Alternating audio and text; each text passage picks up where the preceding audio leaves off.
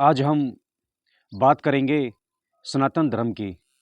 यह शब्द हम सब ने सुना है, लेकिन इसके भीतर कितना गहरा अर्थ छिपा है, इसे समझना बहुत ज़रूरी है।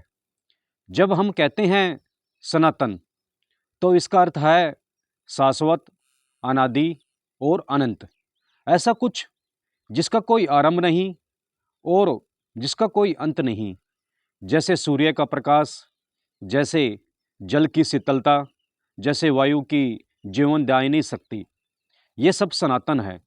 और धर्म का अर्थ है वह जो धारण करने योग्य है, जो जीवन को संभाले, जो हमें सही मार्ग पर ले जाए। तो सनातन धर्म का अर्थ हुआ वह शाश्वत सत्य, वह जीवन जीने का तरीका जो कभी बदलता नहीं, जो हर युग में, हर काल में, हर परिस्थिति में समान रूप से सत्य रहता है। यही कारण है कि सनातन धर्म को मिटाया नहीं जा सकता, क्योंकि यह किसी मनुष्य की बनाई व्यवस्था नहीं है। यह तो स्वयं सृष्टि का नियम है। अब देखिए, सूर्य जब उगता है तो वह किसी से भेदभाव नहीं करता।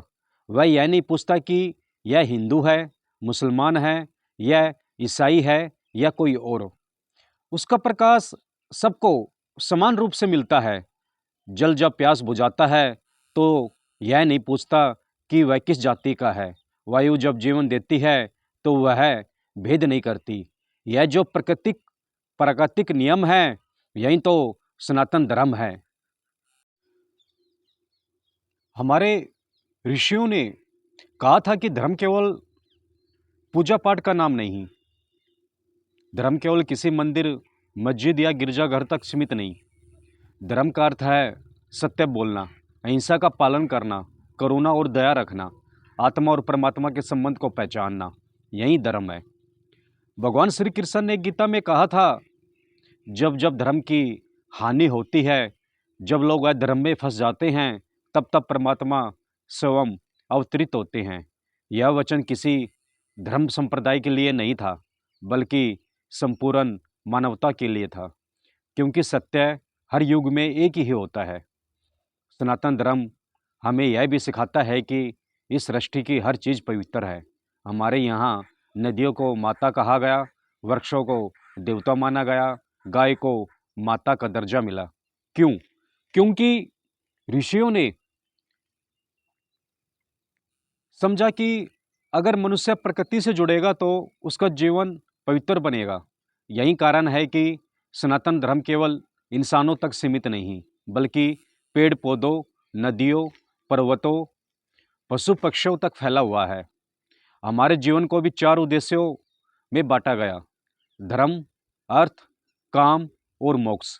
इन सब में सबसे पहले धर्म रखा गया, क्योंकि धर्म के बिना अर्थ भ्रष्ट हो जाता है, धर्म के बिना काम वासना बन जाता है और धर्म के बिना मोक्ष असंभव है।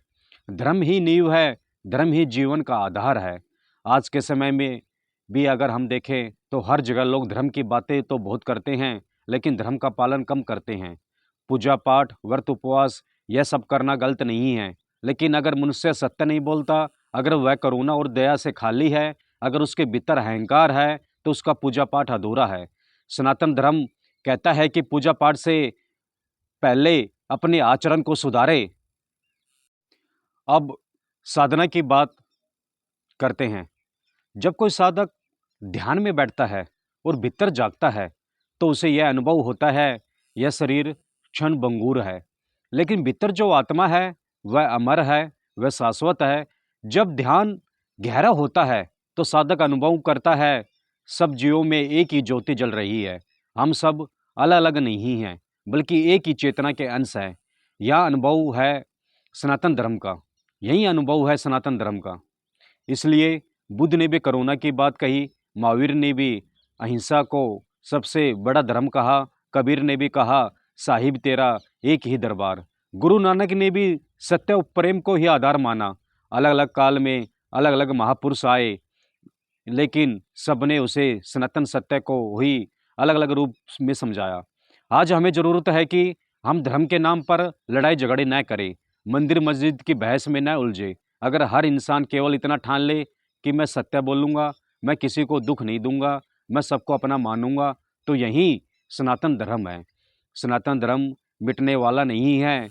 राजा महाराजा मिट गए, संस्कृतियाँ बदली, राज्य बदले, लेकिन सत्य आज भी जीवित है, वो हमेशा जीवित रहेगा।